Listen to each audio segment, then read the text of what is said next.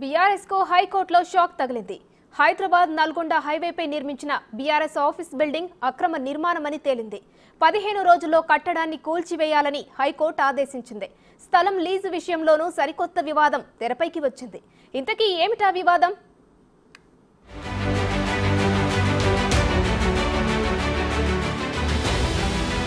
పట్టించేవాడు మనవాడైతే బంతిలో ఎక్కడ కూర్చున్నా అన్ని ఐటమ్స్ పడతాయి.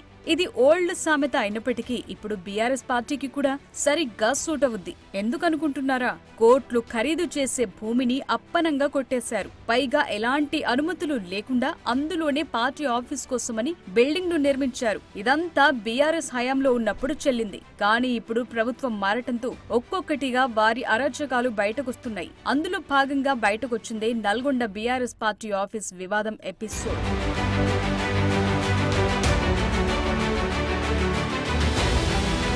అది నల్గొండ హైదరాబాద్ హైవే.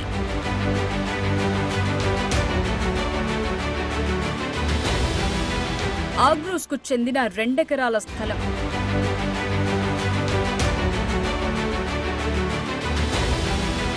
ఖరీదైన భూమి గజానికి 100 చొప్పున లీజ్.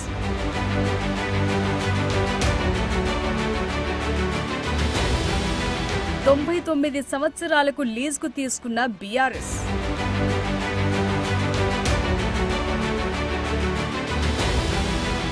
ఇది స్టోరీ సమ్మరీ.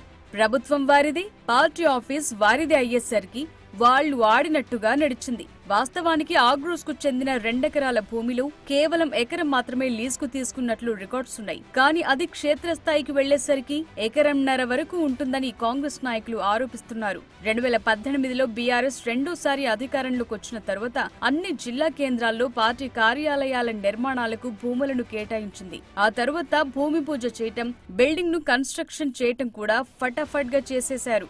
ఆ టైంలో బీఆర్ఎస్ అధికారంలో ఉండడంతో ఎవరూ అడ్డు చెప్పలేదు. మున్సిపాలిటీ కూడా వాళ్ల చేతిలోనే ఉండడంతో ఆ లీజ్ ను ఎవరూ అడ్డుకోలేకపోయారు. అలా నల్గొండ జిల్లా కేంద్రంలోనూ బిల్డింగ్ నిర్మాణం పూర్తయింది. కానీ బీఆర్ఎస్ అధికారం కోల్పోయేసరికి కూడా ఆ భవనంలోకి ఎంటర్ కాలేదు.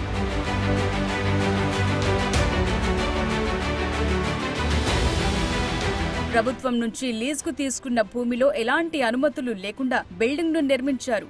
మున్సిపల్ యాక్ట్ 2019లో సెక్షన్ 174 ప్రకారం అక్రమ నిర్మాణాలను కూల్చివేసే అధికారాన్ని అప్పటి బీఆర్ఎస్ ప్రభుత్వం మున్సిపాలిటీలకు అప్పగించింది. దాని ప్రకారం ఎలాంటి అనుమతులు లేకుండా నిర్మించిన ఆ కార్యాలయాన్ని కూల్చేయాలని అధికారులకు ఆదేశాలు వెళ్లాయి. అయితే మున్సిపాలిటీలకు అక్రమ నిర్మాణాలను అడ్డుకునే అవకాశం ఉంది, కానీ పూర్తయిన నిర్మాణాలను కూల్చివేసే అధికారం లేదు. దీనిపై జిల్లా collector, DSP, fire officer, R&B executive ఇంజనీర్లు సభ్యులుగా ఉన్న టాస్క్ ఫోర్స్ కమిటీని ఏర్పాటు చేశారు. ఆ కమిటీకి నిర్మాణం అక్రమమని తేలితే దాన్ని కూల్చివేసే రైట్స్ ఉంటాయి. ఇదే టైంలో బీఆర్ఎస్ హైకోర్టును ఆశ్రయించింది. హైకోర్టు కూడా ఎటువంటి అనుమతులు లేకుండా భవనం ఎలా నిర్మిస్తారని మొట్టికాయలు వేసింది. ఆ భవనాన్ని 15 రోజుల్లోగా కూల్చేయాలని ఆదేశాలు జారీ చేసింది. దీనిపై బీఆర్ఎస్ ఎలా రియాక్ట్ అవుతుందో చూడాలి.